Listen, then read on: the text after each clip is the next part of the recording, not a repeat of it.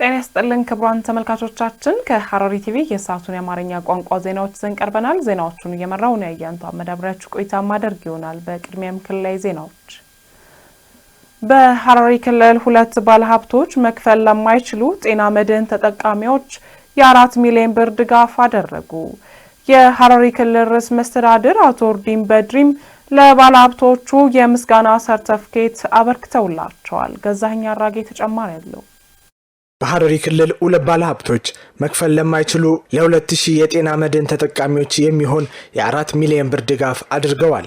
የሐረሪ ክልል ርዕሰ መስተዳድር አቶ ኦርዲን በድሪ ለባለሀብቶቹ የምስጋና ሰርተፊኬት አበርክተውላቸዋል። በዚህ ወቅት ርዕሰ መስተዳድሩ አቶ ኦርዲን በድሪ እንዳሉት የክልሉ መንግስት የህዝብን ተጠቃሚነት ለማሳደግ እየተከናወኑ በሚገኙ ዘርፈ ብዙ ሰው ተኮር ስራዎች ባለሀብቶች በንቃት ሲሳተፉ ቆይተዋል ብለዋል። በተለይም ኢኮኖሚያዊ አቅማቸው ውስን ለሆኑ ዜጎችን በመደገፍ ረገድ ያከናወኑት የሚገኘው አርያነት ያለው ተግባር የሚመሰገን መሆኑን አንስተዋል። የሐረር ተወላጅ የሆኑት ባለሀብቶች አቶ ጸጋይ አበበና የአቶ በላይ ኃይለ ጊዮርጊስ ባለቤትና ልጆቻቸው መክፈል ለማይችሉ የጤና መድን ተጠቃሚዎች ከማገዝ ባለፈ በሌሎችም ተግባራት ሲሳተፉ መቆየታቸውን ገልጸው ባለሀብቶቹ ወገኖቻቸውን በመደገፍ ረገድ እያሳዩት ያለው ተነሳሽነት አመስግነዋል።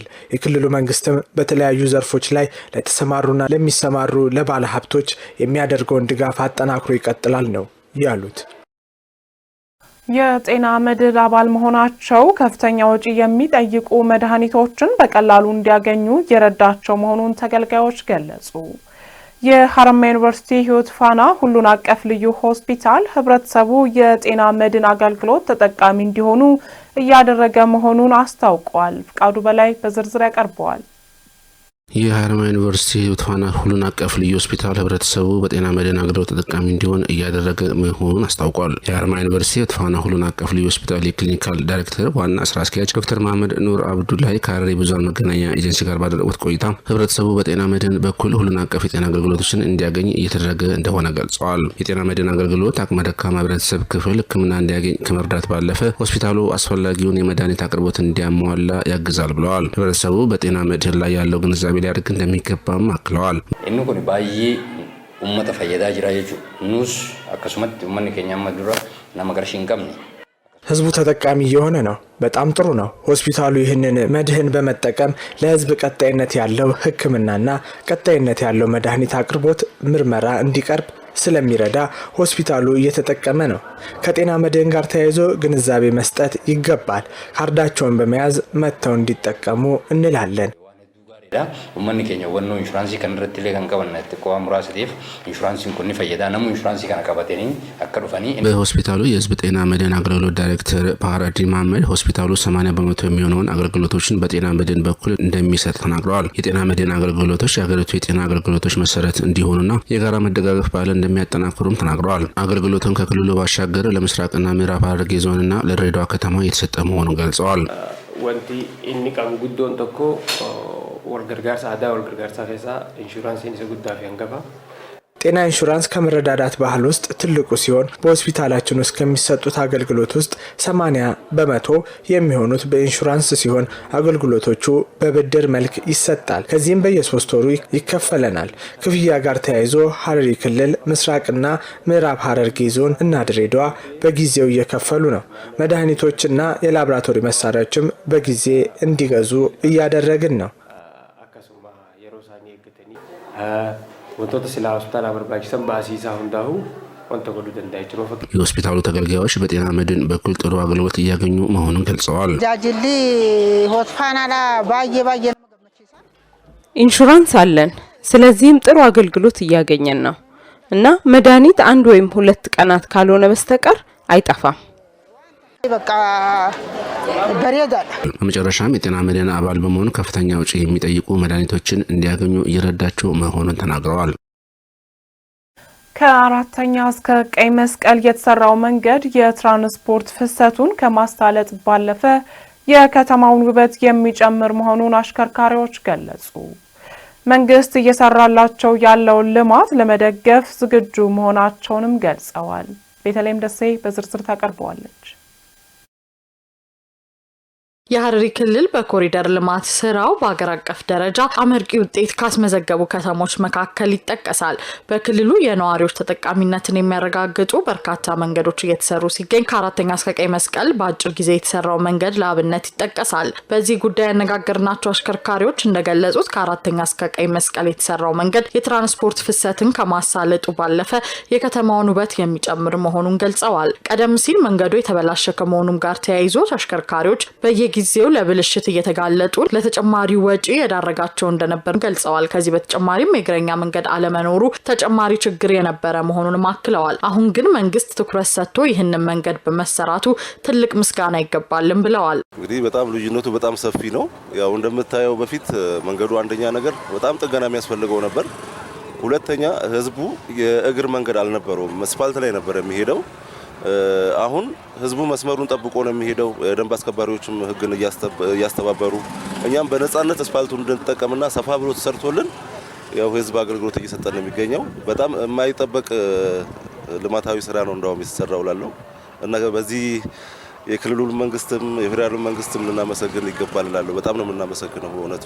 ያው በጣም ልዩነት አለው። ያው በፊት ላይ ያው ክራውድድ ነበረ፣ ብዙ ምቹ ያልሆኑ ነገሮች ነበሩ።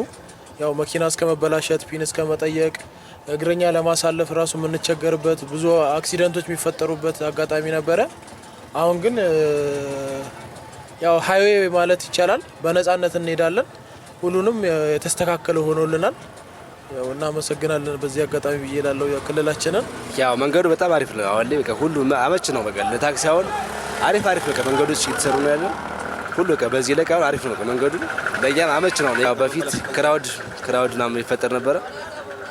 ያው የእግረኛም የመኪና ባንድ ነበር የነበረው። አሁን ላይ ግን ሁሉም ተለይቶ የእግረኛ ለብቻ የመኪና ለብቻ ሆኗል። አሪፍ ነው በዚያው።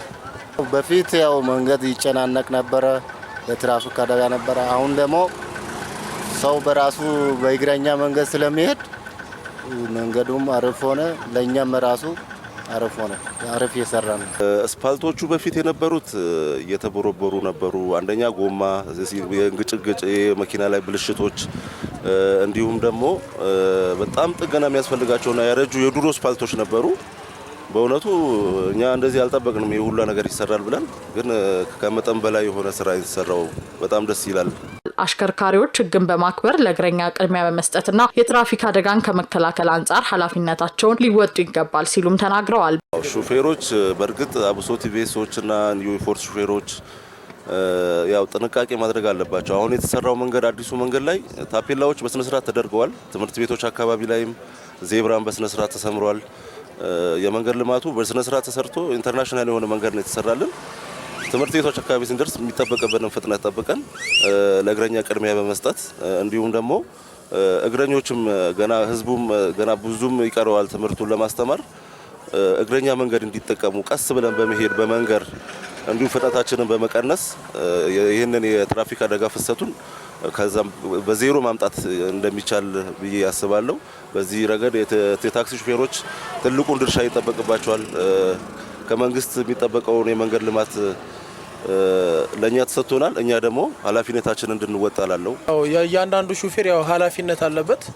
ያው የሰው ነፍስ እስከመሆኑ መጠን ቀስ ብሎ መንዳት አለበት። ተማሪዎች በሚወጡበት እና በሚገቡበት ሰዓት ላይ ያው ዜብራ መንገዶችን ቅድሚያ ለእግረኞች አሳልፈን እየሰጠን ወደ ስራችን እንወጣለን።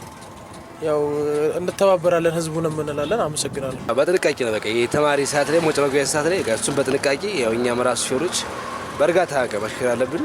ሌላም ትራፊክ ፖሊሶችም አሉ፣ እነሱም ደህና ስራ እየሰሩ ነው። በቃ በዚህ ቀጥለው ተማሪ ያለበት ቦታ ላይ ቀስ ብለን ዘብራ ያለበት ቦታ ላይ እግረኛ አሳልፈን ምን ብለን ማለፍ አለብን። ደግሞ ይሄኛው አሁን ይሄ ወደ ታች ቀጥታ መንገድ ስለሆነ እንትን መሰራት አለበት። ሳልቶ ከፍ ሳይልም ትንሽ በመጠኑ መሰራት አለበት። አንዳንድ ሹፌሮቹ አሁን በፍጥነት ምንሄዱታል። ስለዚህ ሳልቶ ቢሰራ አሪፍ ነው። በክልሉ እየተሰሩ ያለውን የልማት ስራዎች ሁሉም መደገፍ እንዳለባቸው አሽከርካሪዎቹ መልእክት አስተላልፈዋል። የትኛውም የመንግስት ስራ ልማት ላይ አሽከርካሪዎች ያው ቢቻል ልዩ ትኩረትና ትብብር በመስጠት ለመንግስት የልማቱን ስራ በመደገፍ ከመንግስት ጎን በመቆም ይህንን የልማቱን ስራ ማፋጠን። ከተማው ለኛው ነው የምታምረውና የምታየው መንገድም ለኛው ነው የተሰራው። ቢቻለን እንደው መተባበር ነው ያለብን ይሄ ነገር እንዲሰራና እስካሁን እየተሰራ መንግስትን በጎን እየከፈተልን እኛም እየሰራን አልተዘጋም እና ጥሩ ነው። እኛም ደግሞ ትብብሩን ከመንግስት ጎን በመቆም ማሳለጥ አለብን ብዬ አስባለሁ። የሚሰሩ ስራዎች ረጅም ጊዜ መቆየት እንዲችሉም ሁሉም ህብረተሰብ ሊጠብቃቸው እንደሚገባ ማክለው ገልጸዋል።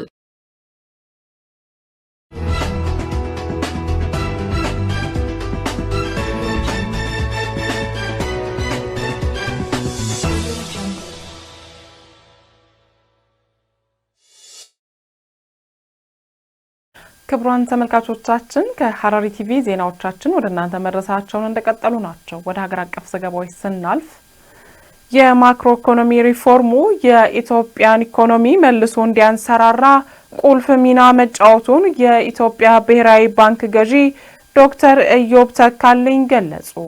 በሌላ ዜና በሰባተኛው ጠቅላላ ምርጫ የሴቶች አካል ጉዳተኞችና አረጋውያንን ተሳትፎ ትርጉም ባለው ደረጃ ለማሳደግ በትኩረት እየተሰራ ነው ሲሉ የሴቶችና ማህበራዊ ጉዳይ ሚኒስትር ዶክተር ኤርጎጌ ተስፋዬ ገለጹ። እነዚህንና መሰል ሀገር አቀፍ ዘገባዎችን ለይንሽ መልስ በተከታይነት ታቀርባለች። የማክሮ ኢኮኖሚ ሪፎርሙ የኢትዮጵያ ኢኮኖሚ መልሶ እንዲያንሰራራ ቁልፍ ሚና መጫወቱን የኢትዮጵያ ብሔራዊ ባንክ ገዢ ዶክተር ኢዮብ ተካልኝ ገለጹ። በማደግ ላይ የሚገኙ ሀገራት ኢኮኖሚን አስመልክቶ የተዘጋጀ ዓለም አቀፍ ኮንፈረንስ በሳውዲ አረቢያ አሉላ ከተማ ተካሂዷል።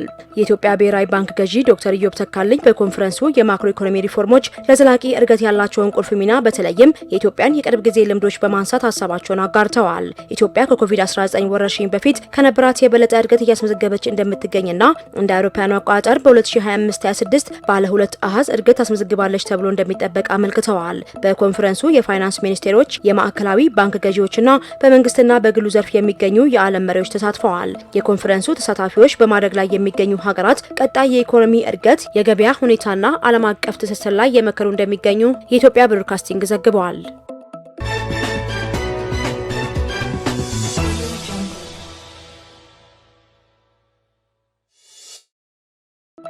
በሰባተኛው ጠቅላላ ምርጫ የሴቶች አካል ጉዳተኞችና አረጋውያንን ተሳትፎ ትርጉም ባለው ደረጃ ለማሳደግ በትኩረት የተሰራ ነው ሲሉ የሴቶችና ማህበራዊ ጉዳይ ሚኒስትር ዶክተር ኤርጎጌ ተስፋዬ ተናገሩ። በሴቶችና ወጣቶች የምርጫ ተሳትፎና በማህበራዊ አካታችነት ላይ ያተኮረ የባለድርሻ አካላት የምክክር መድረክ ተካሂደዋል።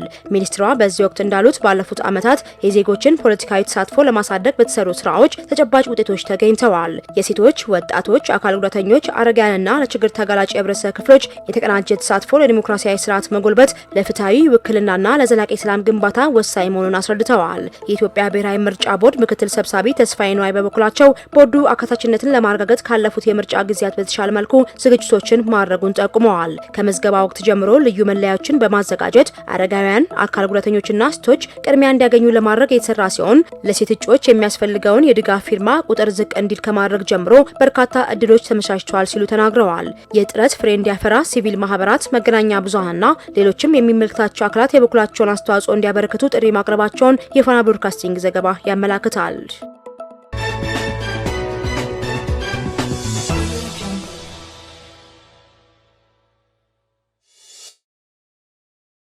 ኢትዮጵያ የጀመረችውን ሁሉን አቀፍ የልማት ጉዞ ለማሳካት የአየር ንብረት መረጃዎችን በአግባቡ ስራ ላይ መዋል እንደሚገባ የውሃና ኢነርጂ ሚኒስቴር አስገነዘበ። የኢትዮጵያ ሜትሮሎጂ ኢንስቲትዩት የበጋ ወቅት የአየር ጸባይ ትንበያ ግምገማና የበልግ ወቅት ትንበያ ይፋ ማድረጊያ መድረክ ተካሂደዋል። በመድረኩ የውሃና ኢነርጂ ሚኒስትር አማካሪ ሞቱማ መቃሳ ኢንስቲትዩቱ የሜትሮሎጂ መረጃዎችን አስተማማኝነትና ቅልጥፍና በማሳደግ ሁለንተናዊ ልማትን ለማሳካት በሚደረገው ጥረት የበኩሉን እየተወጣ ይገኛል ብለዋል። የሜትሮሎጂ መረጃዎቹ ለግብርና፣ ለውሃና ኢነርጂ፣ ለትራንስፖርት፣ ለአካባቢ ጥበቃና ለአደጋ አመራር፣ ለኢንሹራንስና ለኢንዱስትሪ ዘርፎች በሳይንሳዊ መንገድ ተተንትነው መቅረባቸውን ገልጸዋል። እነዚህ የትንበያና የቅድመ ማስጠንቀቂያ መረጃዎች ለውሳኔ ሰጪዎችና ለተጠቃሚው ማህበረሰብ ተደራሽ በማድረግ ከፍተኛ እገዛ አድርገዋል ብለዋል። የኢትዮጵያ ሜትሮሎጂ ኢንስቲትዩት ዋና ዳይሬክተር ፈጠነ ተሾመ በበኩላቸው ኢንስቲትዩቱ ከአየር ሁኔታና ጸባይ ጋር ተያያዥነት ያላቸው መረጃዎችን በየወቅቱ ለተጠቃሚዎች እያደረሰ ይገኛል ብለዋል።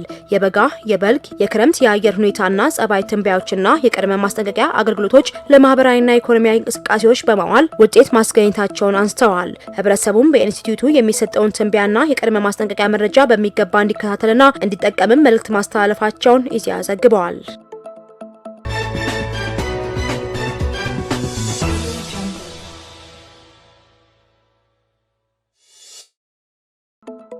በድሬዳዋ ከተማ አስተዳደር ሁለተኛ ዙር የኮሪደር ልማት ስራ በቀጣይ 2 ወራት ውስጥ እንደሚጀመር የድሬዳዋ ከተማ አስተዳደር ፕሮጀክት ግንባታ ጽሕፈት ቤት አስታወቀ።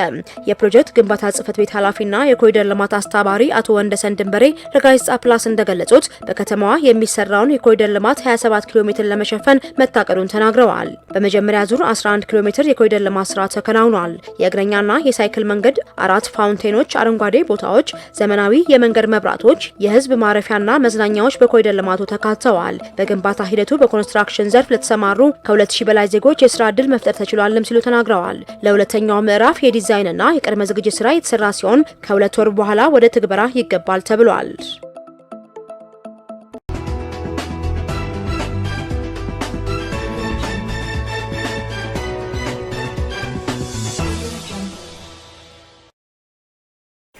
ኢጋድ የሱዳን ወደ ድርጅቱ መመለስን በደስታ እንደሚቀበለው አስታወቀ።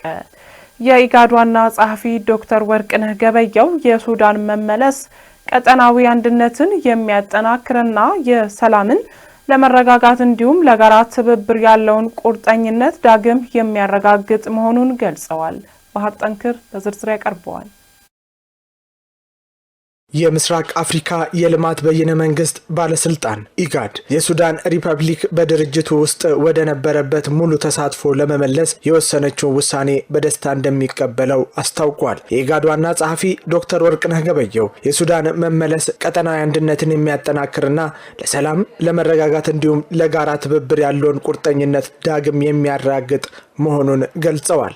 ሱዳን ከኢጋድ መስራች አባል አገራት አንዷ እንደመሆኗ አሁን ያደረገችው ተሳትፎ የድርጅቱን አንድነት እንደሚያጠናክርና ቀጠናዊ ቅድሚያ የሚሰጣቸውን ጉዳዮችን የመፍታት አቅሙን እንደሚያሳድገው ዶክተር ወርቅነህ ጠቁመዋል። ዋና ጸሐፊው አያይዘውም የጅቡቲ ሪፐብሊክ ፕሬዝዳንትና የኢጋድ ወቅታዊ ሰብሳቢ እስማኤል ኡመር ጌሌ ሂደቱን በመብራት ረገድ ላሳዩት ገንቢ ሚናና አመራር ጥልቅ አድናቆታቸውን ገልጸዋል።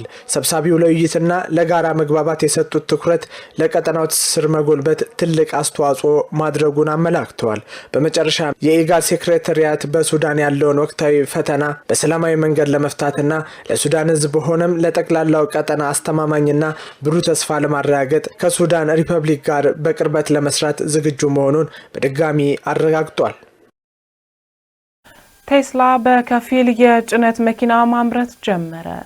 መኪኖቹ ፈጣን የሆነ ባትሪ መሙላት አቅም ያላቸው ሲሆን የጭነት አቅማቸውም ጥሩ ነው ተብሏል። ትዕይንት ደባልቄ ተጨማሪ አላት። የቴስላ ሴሚ የጭነት መኪናዎች በብዛት መመረት ሊጀምሩ ነው። የቴስላ ዋና ስራ አስፈጻሚ ኤለን ማስክ በቅርቡ ባደረጉት ማስታወቂያ የኩባንያው ግዙፉ የኤሌክትሪክ የጭነት መኪና የሆነው ቴስላ ሴሚ በ2026 በብዛት መመረት እንደሚጀምር አረጋግጠዋል። የጉዞ ርቀት መኪናው በአንድ ቻርጅ ብቻ እስከ 500 ማይል ወይም 805 ኪሎ ሜትር መጓዝ ይችላል። በየአንድ ማይሉ ከ1.7 ኪሎ ዋት ሰዓት ያነሰ ኃይል እንደሚጠቀምም ተገልጿል። የመጫን አቅምን ከተመለከተ ደግሞ እንደተነገረው እስከ 37 ቶን የሚመዝን ጭነት የመሸከም ብቃት አለው። በ30 ደቂቃ ውስጥ ብቻ እስከ 70% የሚሆነውን ባትሪ መሙላት የሚችል የሜጋ ቻርጀር ቴክኖሎጂም የታጠቀ ነው። ቴስላ በኔቫዳ በሚገኘው ፋብሪካ በአመት እስከ 50,000 የሚደርሱ ሴሚ መኪናዎችን ለማምረት አቅዷል። ይህ ጅምር በጭነት ትራንስፖርት ዘርፍ የካርቦን ልቀትን ለመቀነስ ትልቅ ሚና ይጫወታል ተብሎ ይጠበቃል። የኤሌክትሪክ መኪናዎች በአሁኑ ወቅት በገበያ ላይ ያላቸው ተፈላጊነት እየተሻሻለ መምጣቱ ይታወቃል። በተለይ በኤሌክትሪክ የሚሰሩ ከባድ መኪኖች ወደ ስራ ለማስገባት የሚደረገው ጥረት የዘርፉን ምርታ እያሳየ ይገኛል። የአሜሪካ ኩባንያዎች ከቻይና አቻቸው ጋር በገቡት ፉክክር ምክንያት የተሻለ ቴክኖሎጂ ለመጠቀም እያደረጉ ያሉ ጥረት እንደቀጠለ ሲሆን ይህ ደግሞ ተለዋጭና አዳዲስ ስራዎች እንዲፈጠሩ ምክንያት ሆኗል። ክቡራን ተመልካቾቻችን ከሐረሪ ቲቪ ለሰዓቱ የነበሩን የአማርኛ ቋንቋ ዜናዎቻችን የተከታተላችሁትን ይመስል ነበር። ከቀሪ የሐረሪ ቲቪ መሰናዶዎች ጋር መልካም ቆይታ